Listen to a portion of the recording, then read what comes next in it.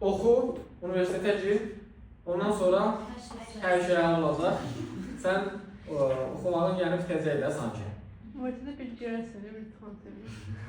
Biz də oxuduq, universitetə girdik, gəldi universitetə gördük ki, əksinə burada daha çox oxumaq lazımmış.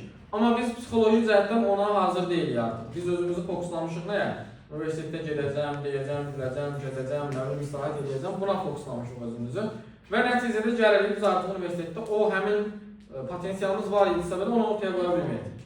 Müəllim olaraq biz ömür boyu oxumalıyıq. Bəli, oxumalıyıq ömür boyu. Və biz onu artıq ortaya qoya bilməyəcəyik. Niyə? Çünki biz psixoloji olaraq özümüzü ona hazırlamamışıq. Amma bizə real münasibətlərdən danışsaydılar ki, sən gedirsən universitetdə təhsilini davam etdirməyə, daha çox əziyyət çəkəcəksən, oxuyacaqsan, biz də ona hazırlanmış olardıq, özümüzü hazır hiss edərdik. Aydındır. İstəməyəcəyiz, deməli olmamalıyız müəllim. Yəni sizin seçiminiz olmalı ki, mən müəllim olmaq istəyirəm. Bunu real olaraq görüb, bilib qəbul eləməliydiniz. Aydındır. Gəlin.